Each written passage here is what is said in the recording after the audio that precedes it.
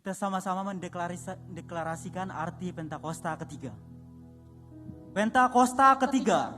1. Pentakosta ketiga adalah pencurahan Roh Kudus yang dahsyat di zaman ini melebihi yang terjadi di Azusa Street. 2. Pentakosta ketiga akan mengakibatkan penuaian jiwa yang terbesar dan yang terakhir sebelum Tuhan Yesus datang kembali. 3. Pentakosta ketiga akan membangkitkan generasi Yeremia, yaitu anak-anak muda yang dipenuhi Roh Kudus, cinta mati-matian kepada Tuhan Yesus, tidak kompromi terhadap dosa, dan akan bergerak untuk memenangkan jiwa. 4. Pentakosta ketiga lahir di Indonesia dan bergerak ke bangsa-bangsa. Gerakan ini dari timur ke barat dan akan kembali ke Yerusalem. 5. Pentakosta ketiga akan memberikan kuasa untuk menyelesaikan amanat agung dan setelah itu Tuhan Yesus datang kembali. Boleh kasih tepuk tangan yang terbaik buat Allah kita. Haleluya.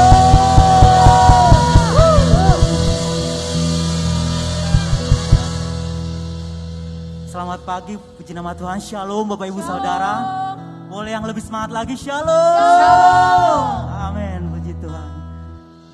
Saya percaya Bapak Ibu Saudara, dalam minggu-minggu ini, mungkin dalam hidup ini kita banyak mengalami hal. Mungkin ada yang sakit penyakit, atau mungkin ada yang ekonominya lagi tidak baik-baik saja. Bahkan mungkin teman-teman yang sekolah, kuliah, mendapatkan nilai yang atau prestasi yang kurang memuaskan. Tapi saya mau bilang saudara, teman-teman, pada pagi hari ini, apapun yang boleh kita alami, ketika kita datang kepada Tuhan, kita pegang tangannya, kita berlutut di kaki Tuhan, dan kita percaya janjinya, maka percaya Bapak Ibu Saudara semuanya akan ditambahkan, akan dilimpahkan berkatnya bagi setiap kita. Yang percaya sekali boleh kasih tepuk tangan buat Allah kita. Mari Bapak Ibu Saudara, pagi hari ini kita datang, kita berikan yang terbaik buat Raja di atas segala raja. Saya persilakan kembali duduk dalam hadirat Tuhan Bapak Ibu Saudara. Mari kita siapkan hati kita. Kami percaya janjimu ya Bapa, ya dan amin bagi kami.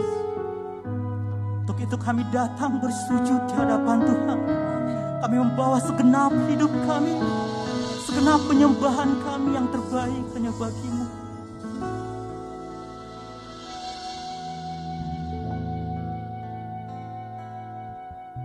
Sungguh besar setiamu,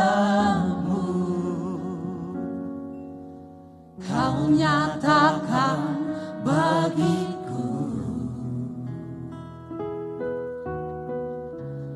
Kau Bapa yang selalu mengerti isi hatiku.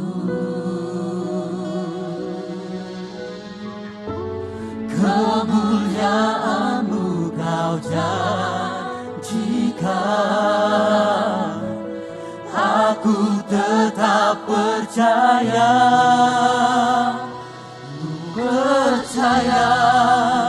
janji-Mu ajaib, terukir dalam kehidupanku.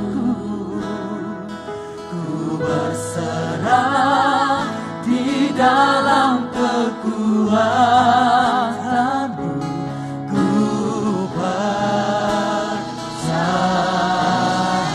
Boleh kasih tepuk tangan yang terbaik buat Allah kita. Saya undang bangkit berdiri Bapak Ibu Saudara. Mari lebih dalam lagi, sama-sama kita katakan. Sungguh besar setia-Mu, Kau nyatakan bagiku. Kau Bapa yang selalu mengerti isi hatiku. Kemuliaan-Mu Kau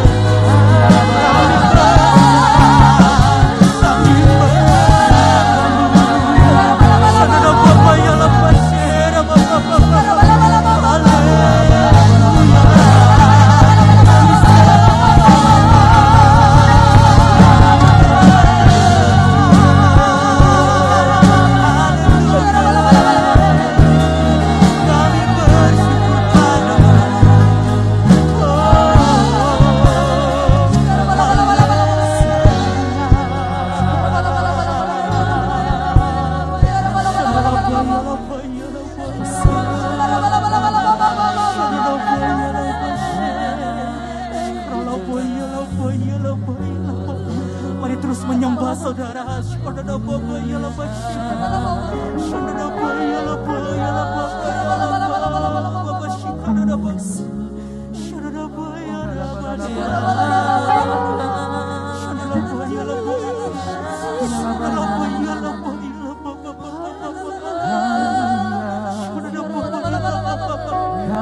Biarkan kami terus merasakan hadirat Tuhan. Biarkan kesembuhan jadi milik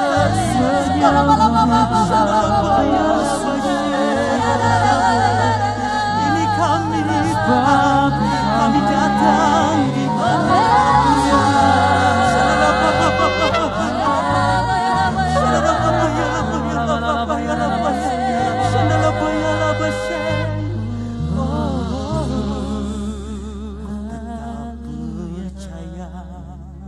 walau ku tak melihat jalan di depanku, tak pernah ku ragu, ku tetap menyembah.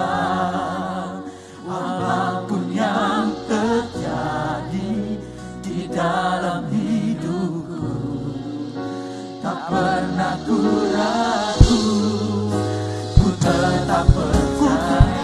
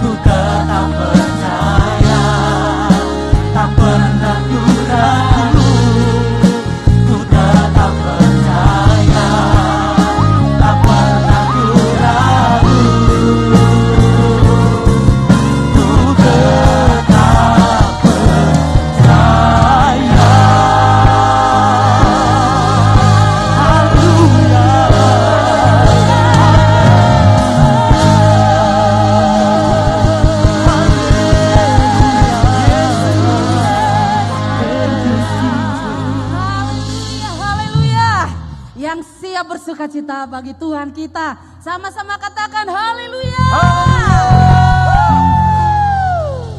Mari Bapak Ibu Saudara, saya percaya saat ini kita boleh dibebaskan, boleh dipulihkan oleh Tuhan. Amin. Mari siapkan hati kita, sungguh-sungguh menyembah Tuhan, sungguh-sungguh memuji Tuhan. Haleluya. Biarlah setiap yang bernafas memuji Engkau ya Tuhan. Haleluya.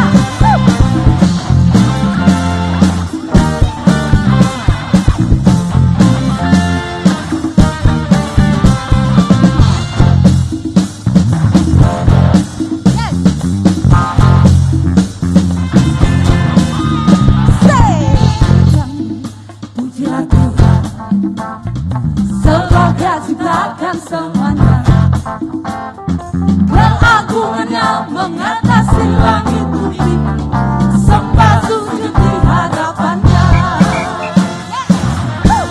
Lebih semangat lagi katakan.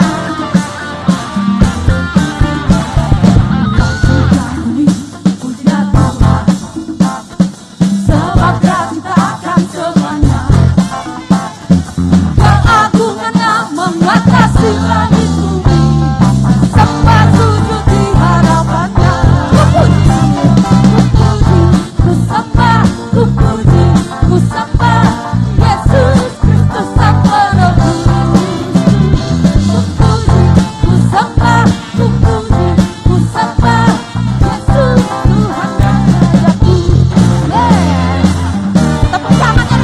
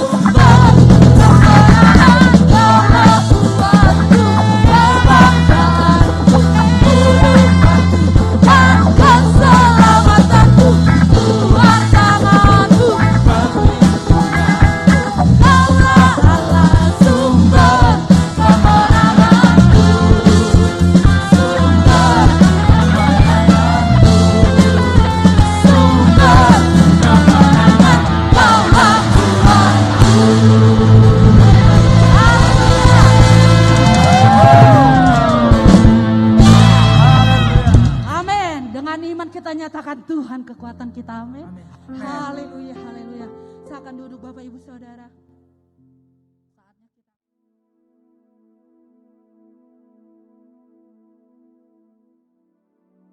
Shalom semuanya. Aplikasi Alkitab YouVersion yang telah di-download lebih dari 500 juta menyatakan bahwa ayat yang paling banyak dibaca sepanjang tahun 2022 berdasarkan pemakai di seluruh dunia adalah Yesaya 41 ayat 10 yang berkata demikian. Janganlah takut, sebab aku menyertai engkau. Janganlah bimbang, sebab aku ini Allahmu. Aku akan meneguhkan, bahkan akan menolong engkau. Aku akan memegang engkau dengan tangan kananku yang membawa kemenangan. Jadi pembaca Alkitab di seluruh dunia sepanjang tahun 2022 mengharapkan dan mendoakan terjadinya kemenangan. Artinya menjadi pemenang. Haleluya. Tuhan menjawab doa dan harapan itu dengan berkata, tahun 2023 adalah tahun untuk bangkit, jadilah pemenang. The year to rise up, be victorious. Haleluya. Siapa yang dimaksudkan dengan pemenang ini? Dalam pengertian bahasa Indonesia, kata menang memiliki pengertian sebagai berikut. Yang pertama, mengalahkan musuh, lawan, saingan. Yang kedua, memperoleh hadiah atau pendapatan. Yang ketiga, tekun, rajin, tidak tergesa-gesa. Dalam Alkitab bahasa Inggris, kata menang diterjemahkan sebagai triumphant, yang memiliki pengertian sebagai berikut. Yang pertama, great victory, kemenangan besar. Yang kedua, great achievement, pencapaian atau keberhasilan besar. Yang ketiga, successful, sangat sukses. Yang keempat, rejoice, bergembira. Yang kelima, joy, sukacita. Perlu dicatat, arti menang atau kemenangan dalam Alkitab bahasa Inggris yang disebutkan dengan triumphant tadi tidak pernah berbicara mengenai keuntungan pribadi atau berkat secara pribadi. Memang iblis bekerja dengan tipu muslihat yang membuat orang-orang memusatkan hati dan pikirannya pada definisi sukses secara dunia yang berkonotasi pada materi dan fokusnya adalah keuntungan pribadi. Iblis mendorong orang-orang untuk hidup sukses dan menghalalkan segala cara yang tentunya di luar dari kebenaran firman Tuhan. Perlu dicatat, kita juga berbicara tentang berkat materi. Dan perlu digarisbawahi, ini bukan hanya untuk kepentingan pribadi kita saja, tetapi untuk digunakan bagi penginjilan, pemuritan, membantu orang-orang miskin, dan lain-lain. Jadi inilah yang dimaksudkan dengan berkat materi yang bukan untuk kepentingan pribadi saja. Tuhan menghendaki agar kita bangkit dan menjadi pemenang. Tuhan Yesus adalah sang pemenang. Kita harus menjadi serupa dengan gambarnya. Mengapa Tuhan Yesus disebut sebagai pemenang? Sesuai dengan ayat tema kita, 2 Korintus 2 ayat 14 yang berkata, tetapi syukur bagi Allah yang dalam Kristus selalu membawa kami di jalan kemenangannya. Dengan perantaraan kami, Ia menyebarkan keharuman pengenalan akan Dia di mana-mana. Dalam ayat ini jelas dituliskan bahwa Kristus adalah sang pemenang. Jalan yang dilaluinya adalah jalan kemenangan. Bagaimana Kristus dapat menjadi sang pemenang? Apakah Tuhan Yesus selama hidupnya tidak pernah mengalami kesusahan, ditolak, disalahfahami oleh banyak orang, mengalami pencobaan, atau masa-masa sengsara? Jawabnya adalah tidak. Tuhan Yesus mengalami semuanya itu. Bahkan muridnya sendiri yang bernama Yudas Iskariot berkhianat, menyerahkan dia kepada orang-orang Yahudi. Sampai akhirnya dia harus disalibkan. Dihujat oleh ahli Taurat, oleh para imam, orang yang lalu lalang, Bahkan salah satu penjahat yang di sebelahnya ikut menghujat dia. Dan akhirnya Tuhan Yesus mati. Ada pertanyaan, bagaimana Tuhan Yesus mati justru menjadi pemenang? Ibrani 2 ayat 14b sampai dengan 15 berkata, supaya oleh kematiannya ia memusnahkan dia, yaitu iblis yang berkuasa atas maut. Dan supaya dengan jalan demikian ia membebaskan mereka yang seumur hidupnya berada dalam perhambaan oleh karena takutnya kepada maut. Di sini dengan jelas dituliskan, justru oleh karena Tuhan Yesus mati, dia keluar sebagai pemenang. Yesus mengalahkan dan memusnahkan iblis yang berkuasa atas maut. Sehingga orang-orang yang percaya kepada Tuhan Yesus akan diselamatkan dari kematian kekal selama-lamanya di neraka. Jadi untuk menyelamatkan kita dari mati kekal selama-lamanya, Tuhan Yesus harus mati. Dan pada hari yang ketiga, dia bangkit dari kematian. Sekali lagi, karena Tuhan Yesus mati, maka dia adalah sang pemenang. Yesus mati menjadi pemenang melalui jalan salib. Karena Tuhan Yesus menjadi pemenang melalui jalan salib, maka kita sebagai murid-muridnya, yaitu orang yang hidup sama seperti Kristuslah hidup, untuk menjadi pemenang, kita juga harus melalui jalan salib atau pikul salib. Memang berita tentang pikul salib atau jalan salib ini sudah tidak populer bagi sebagian orang Kristen. Mereka mengira untuk masuk surga cukup mengalami kelahiran baru. Setelah itu hidup semau gue. Sekali lagi saya mau katakan, untuk menjadi pemenang kita harus melalui jalan salib.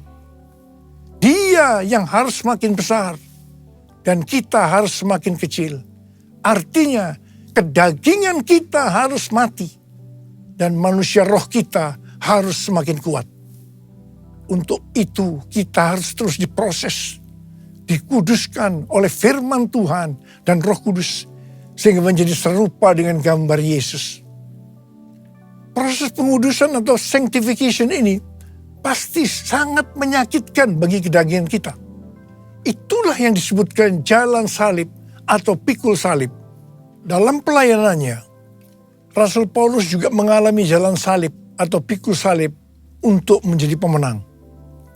Dalam 2 Korintus 12, Rasul Paulus bersaksi bagaimana ia pernah diangkat ke tingkat yang ketiga dari sorga, yaitu Firdaus, dan mendengar kata-kata yang tak terkatakan, yang tidak boleh diucapkan manusia.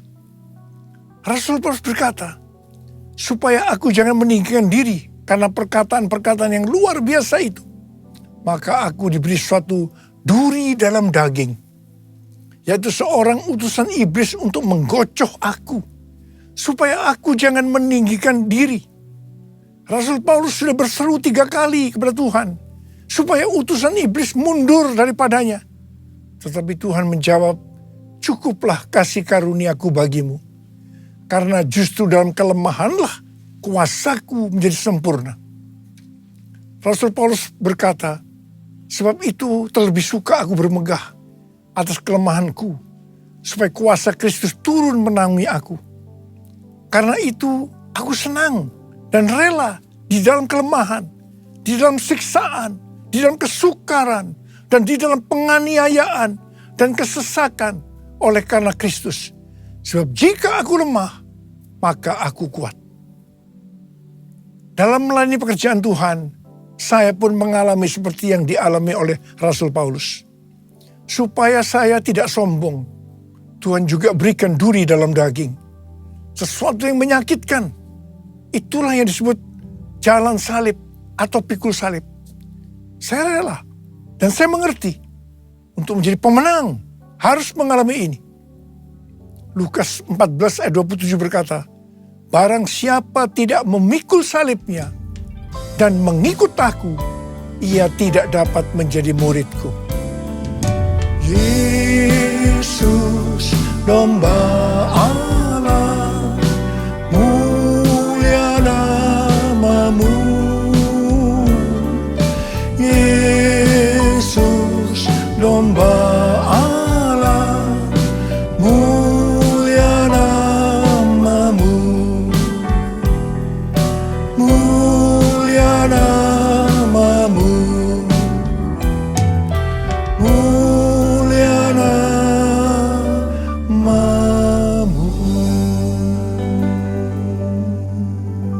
Lukas 12 ayat 4 dan 5 adalah pengajaran khusus dari Tuhan Yesus bagi murid-muridnya.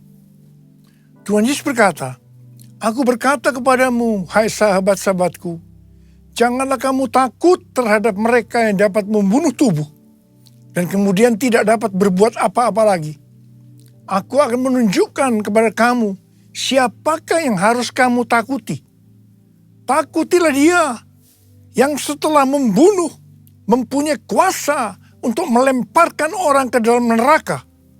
Sesungguhnya aku berkata kepadamu, takutilah dia."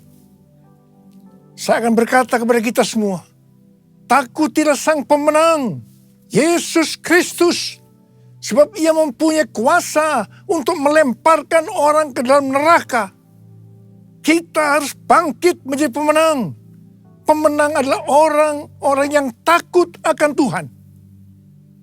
Amsal 8:13 berkata, takut akan Tuhan ialah membenci kejahatan.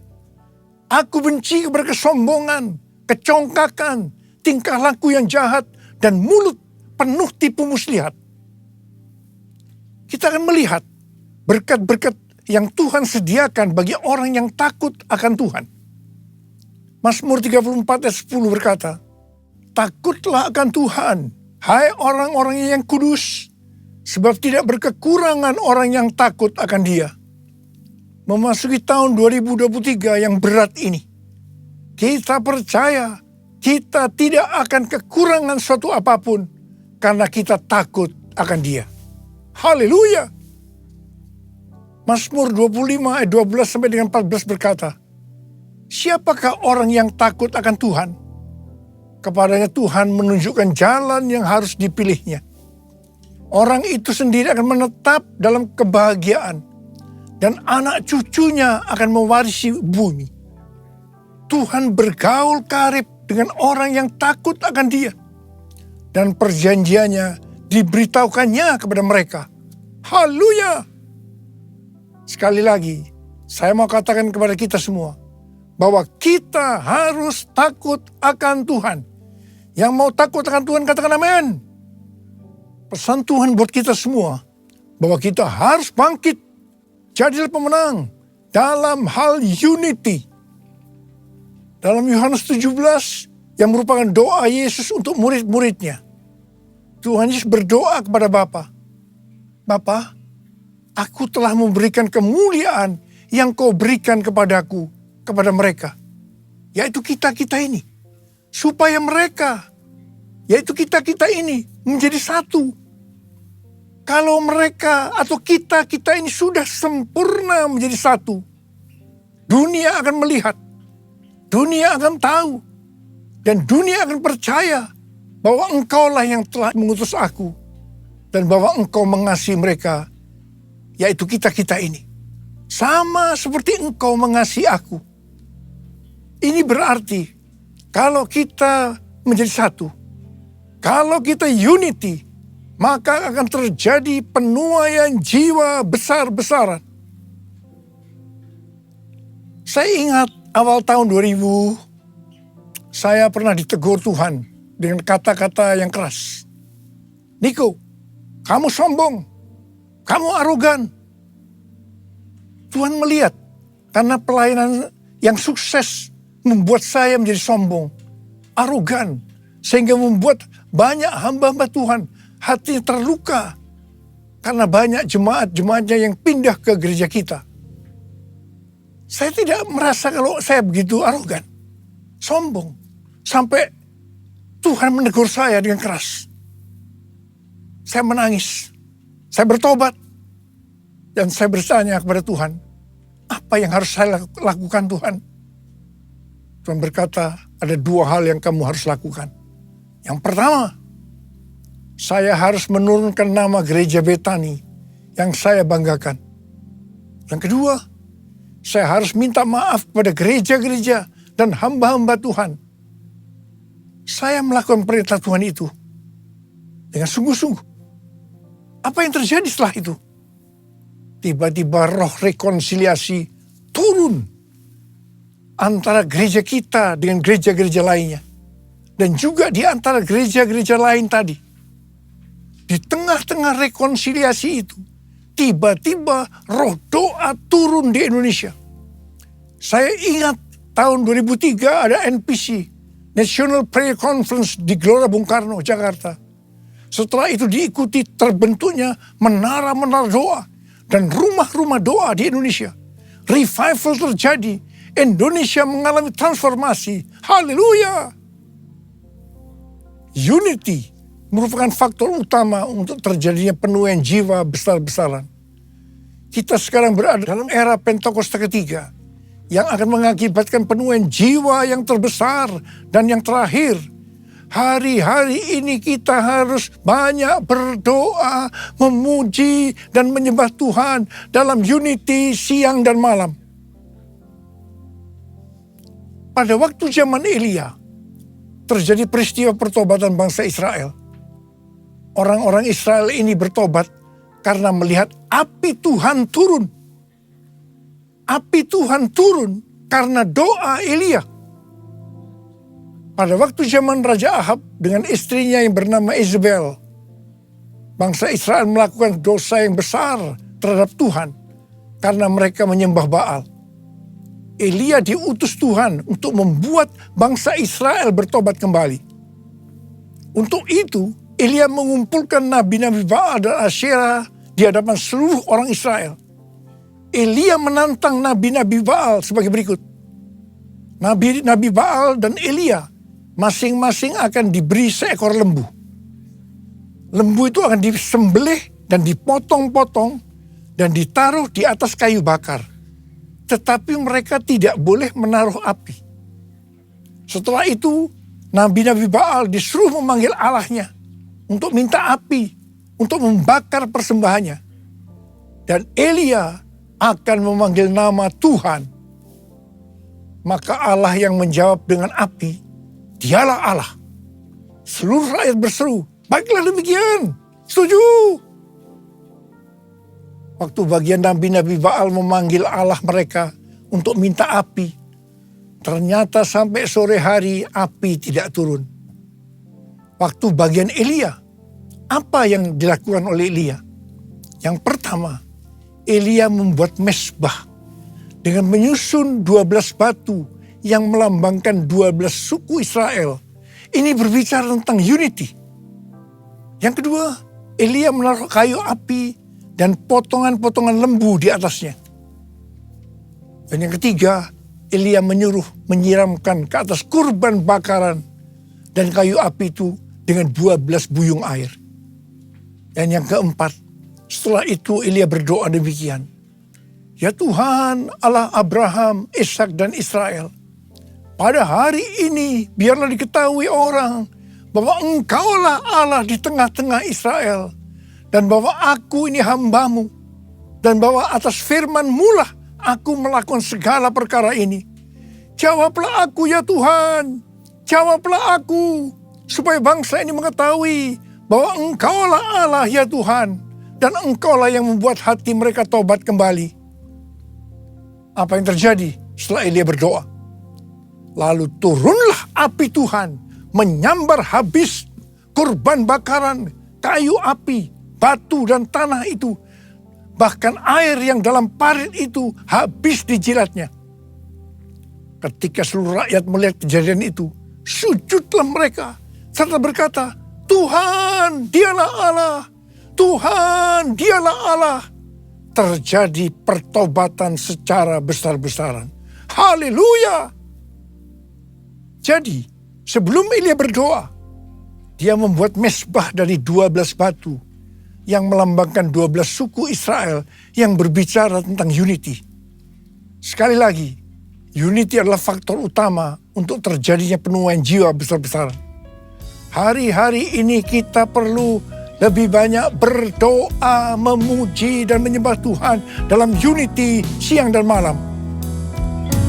Lord, I worship you. Lord, I worship you. As I bow down on my knees, I worship you.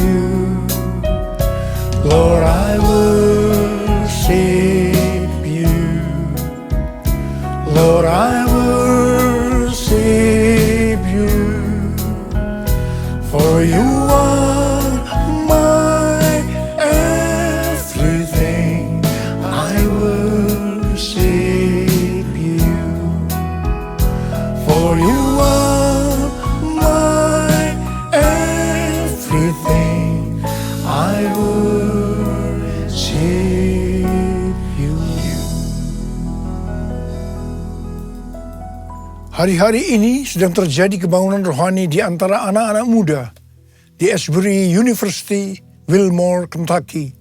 Dan itu sudah menyebar kemana-mana, termasuk Lee University, Church of God, dan juga terjadi di ORU, Oral Roberts University.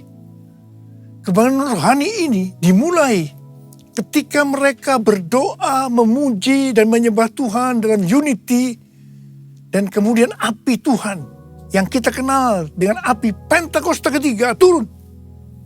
Dan mereka hari-hari ini berdoa, memuji dan menyembah Tuhan dalam unity siang dan malam. Ini yang kita sebut dengan restorasi Pondok Daud. Terjadi pertobatan, terjadi kesembuhan, revival sedang terjadi. Api Pentakosta ketiga sedang dicurahkan di Amerika. Hari-hari ini kita harus banyak berada di menara doa untuk berdoa, memuji dan menyembah Tuhan bersama-sama dalam unity siang dan malam. Anak-anak muda, Opa minta kamu semua masuk menara doa. Seperti nubuatan dari Cindy Jacob tahun 2018 di SICC. Ketika api Pentakosta ketiga turun, bahwa gerakan ini akan terjadi dari timur ke barat dan kembali ke Yerusalem. Barat yang dimaksudkan itu adalah Amerika Serikat. Sehingga saya mempersiapkan di Amerika kegerakan melalui Church of God, melalui Oral Roberts University, dan saat ini sedang membangun the Third Pentecost Azusa Street Prayer Tower. Karena Tuhan berbicara bahwa melalui Amerika kegerakan ini akan menyebar ke seluruh dunia. Dan sekarang nubuatan itu sedang terjadi. Api Pentakosta ketiga sedang turun di Amerika Serikat. Dan itu akan menyebar ke seluruh dunia. Ini akan mengakibatkan penuaian jiwa yang terbesar dan yang terakhir sebelum Tuhan Yesus datang untuk kali yang kedua. Hal ini akan mengakibatkan bangkitnya generasi Yeremia, yaitu anak-anak muda yang dipenuhi Roh Kudus, cinta mati-matian kepada Tuhan Yesus, tidak kompromi terhadap dosa, dan akan memenangkan banyak jiwa. Ini akan mengakibatkan penyelesaian amanat agung. Dan setelah itu Tuhan Yesus datang kembali. Haleluya! Saya mau berdoa buat saudara. Mari angkat tangan kita. Kita katakan bersama-sama.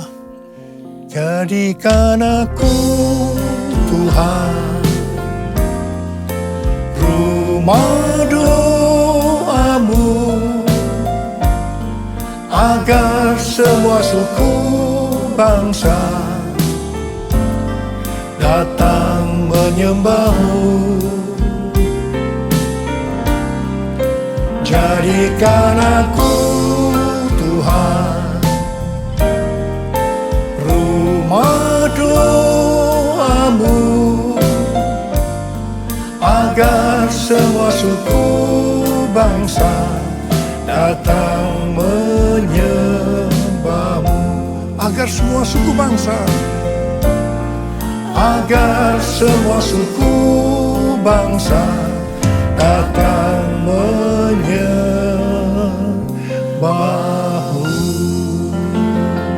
Mari kita berbahasa roh sama-sama. Kita berbahasa roh. Kita berbahasa roh. Korea lama sangkara bala bala bala bala bala bala bala bala. Oh dia lala bala bala bala bala bala bala bala bala bala bala. Ya Tuhan, ya Tuhan, ya Tuhan. Ya Aba, ya Aba, ya Aba, ya Aba. Bapa, kami berdoa bersama-sama hari ini Tuhan. Jadikan kami sebagai rumah doamu. Kami akan masuk dalam menara-menara doa. Untuk berdoa, memuji dan menyembah Tuhan bersama-sama dalam unity siang dan malam. Hamba-Mu percaya hari-hari ini api Pentakosta ketiga sedang turun. Sedang turun.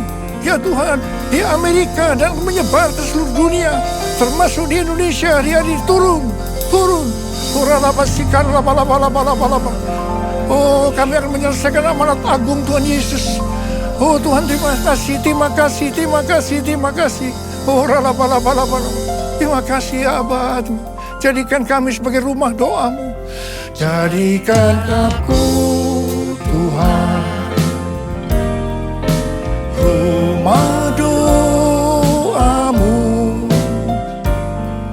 agar semua suku bangsa datang menyembah-Mu. Jadikan aku Tuhan rumah doa-Mu, agar semua suku bangsa datang menyembah-Mu,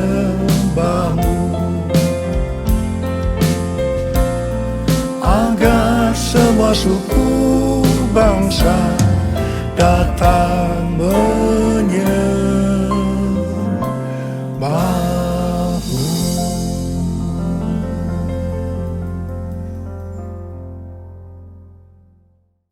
Mari saudara-saudara, kita akan masuk dalam perjamuan kudus. Kita akan mengingat ayat ini. Sebab setiap kali kamu makan roti ini dan minum cawan ini, kamu memberitakan kematian Tuhan sampai Ia datang. Perjamuan kudus adalah perjamuan Tuhan Yesus sendiri.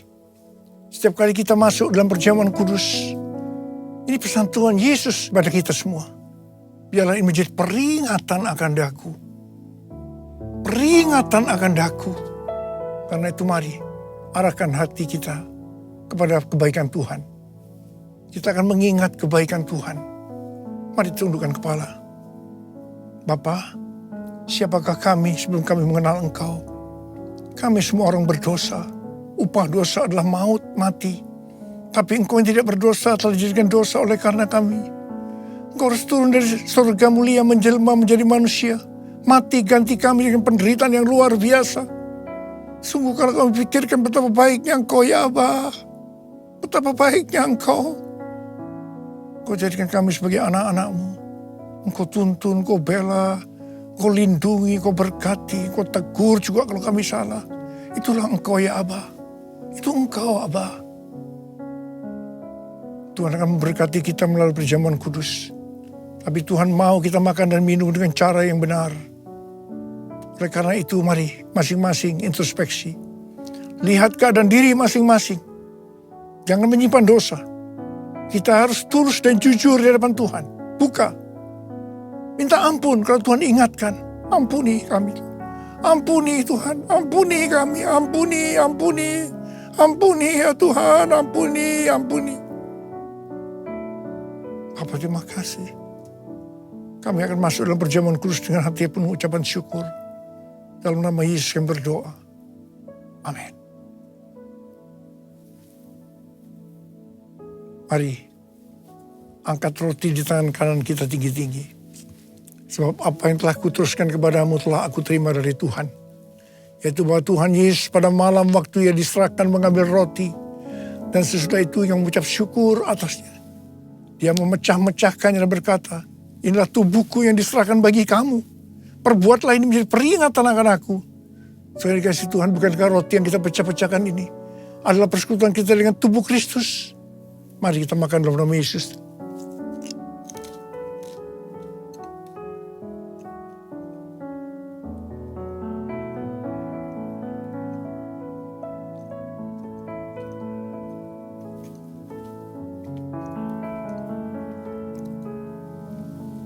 Angkat cawan di tangan kita tinggi-tinggi.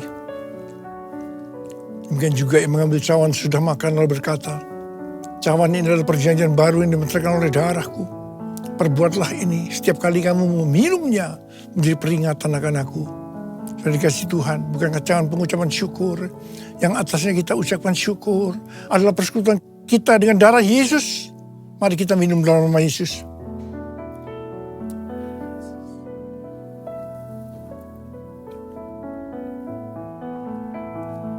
Angkat tangan kita bersama-sama. Ucapkan syukur dan terima kasih. Dengan suara, jangan diam. Tuhan, terima kasih ya Tuhan. Terima kasih ya Tuhan, terima kasih. Oh, terima kasih ya Abba. Terima kasih ya Tuhan. Oh, rabababababa. Hamba berdoa buat yang sakit ya Tuhan. Yang sakit boleh angkat tangan. Terimalah berkat. kesembuhan. Terimalah kesembuhan. Terima kesembuhan. Terima. Sembuh dalam nama Yesus. Sembuh dalam nama Yesus. Sembuh dalam nama Yesus. Urapan-Mu turun ke atas kami ya Tuhan. Urapi kami. Urapi kami ya Aba. Urapi kami. Urapan Tuhan turun. Terima. Kami terima Tuhan. Kami terima pengurapan-Mu. Kami terima. Makasih ya Pak. Terima kasih. Dalam nama Yesus. Amin. Sekarang mari angkat tangan saudara. Terimalah berkat Tuhan. Kasih karunia berlimpah-limpah daripada Allah Bapa dalam Anak yang tunggal Yesus Kristus. Persekutuan yang manis dengan Roh Kudus menyertai saudara-saudara mulai hari ini. Sampai Tuhan Yesus datang menjemput kita di awan-awan. Dan bahkan sampai selama-lamanya. Yang percaya bersama-sama katakan, Amin. Tuhan Yesus berkati berlimpah-limpah.